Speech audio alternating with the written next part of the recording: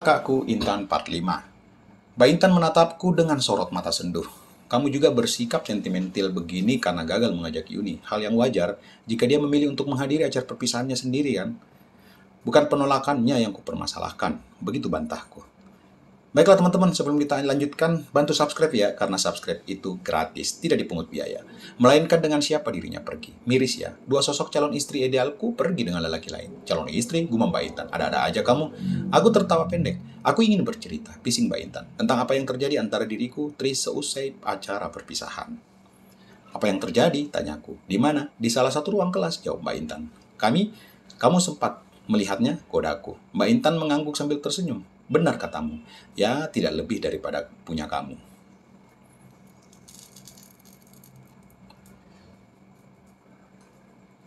Pelajari.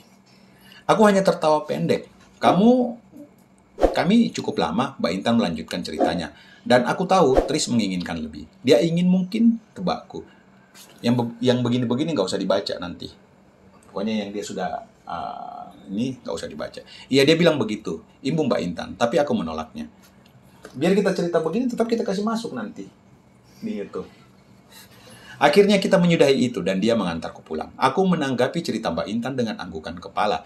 Indra, gumam Mbak Intan setelah diam beberapa jenak. Terus, iya, aku mengangguk pelan. Lalu, kejadian itu menyenangkan bagiku karena itu membuatku merasa diinginkan. Tutur Mbak Intan. Kamu menginginkanku?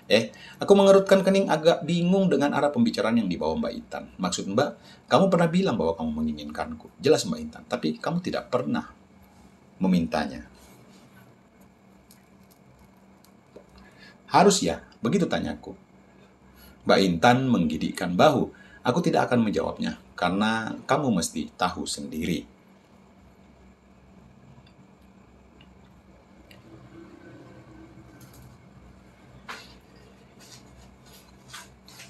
Nah, kalau lihat kayak gini, nggak usah baca ininya. Cukup bilang, oke teman-teman, sebelum lanjut, bantu tekan tombol subscribe, lalu like video ini, serta share ke sosial media teman-teman, agar saya selalu semangat untuk mengupload cerita-cerita lain selanjutnya. Yang sudah melakukannya, saya doakan semoga teman-teman sehat selalu. Ketukan cukup keras dengan tempo cepat di pintu depan mengagetkanku. Dan sepertinya juga Mbak Intan, aku dan kami bergegas membenahi diri masing-masing. Sepertinya bukan Buli dan Pak Lik, tebakku. Iya, Mbak Intan mengangguk. Kalau Buli dan Pak Lik pasti akan langsung masuk setelah mengetuk pintu. Berarti itu adalah tamu, dan jika mendengar dari rapatnya intensitas di antara setiap ketukan itu, kutebak jika tamu itu ingin kami membuka pintu sesegera mungkin. Seseorang tersebut membawa sebuah kabar penting, mungkin. Tapi bukan aku yang kemudian tergopoh menuju area depan rumah, melainkan Mbak Intan. Reaksi kakakku yang cepat itulah yang kemudian membuatku memilih untuk secara perlahan berjalan ke arah depan. Dan saat aku tiba di bagian depan rumah, tamu yang entah siapa itu juga pergi. Sudah pergi. Kulihat hanya Mbak Intan yang duduk berlutut dengan wajah menunduk. Kedua tangannya terlipat di permukaan salah satu kursi ruang depan. Ada apa Mbak? Tanyaku sambil kemudian berjongkok. Mbak Intan mengangkat wajah dan menatapku. Kita harus segera pergi ke Madiun. Apa yang terjadi? Tanyaku lagi. Mendapati jawaban ambigu Mbak Intan. Pak Lihari, jawab Mbak Intan, terlibat kecelakaan dan meninggal, tebakku dengan nada samar.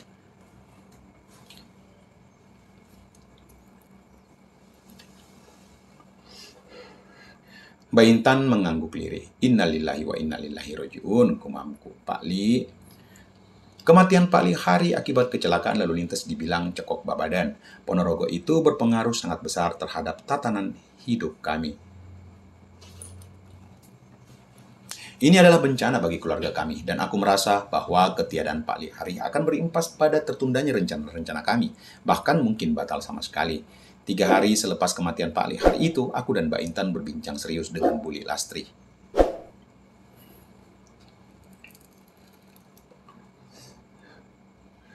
Apakah kita punya cukup uang untuk bertahan hidup? Tanyaku dengan nada penuh kehati-hatian.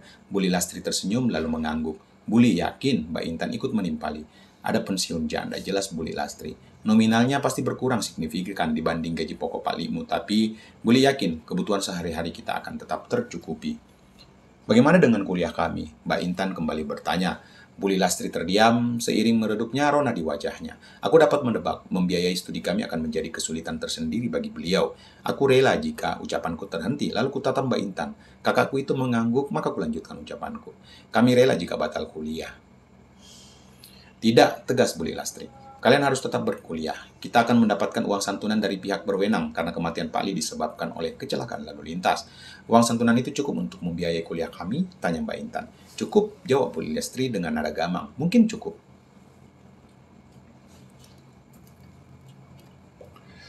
Aku batal kuliah saja, potongku. Atau setidaknya ditunda hingga tahun depan. Aku juga, tambah Mbak Intan. Tidak, Buli Lastri kembali berkata dengan nada tegas.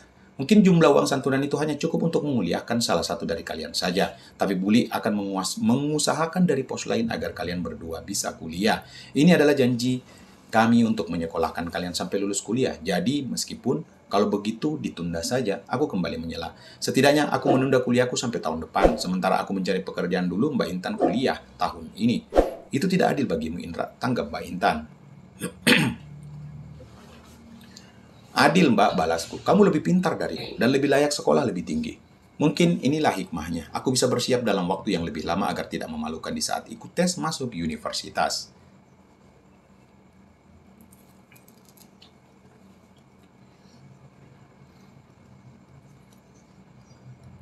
Pada akhirnya, kedua wanita di dekatku pun dapat memaklumi argumenku.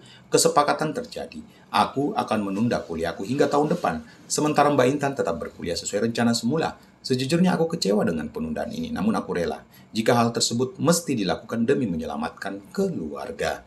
Dan sebelum kita akhiri video ini teman-teman, bantu subscribe karena subscribe itu gratis. Yang sudah melakukannya, saya doakan teman-teman sehat selalu dan diberi rezeki yang berlimpah. Amin. Salam, jangan lupa bahagia.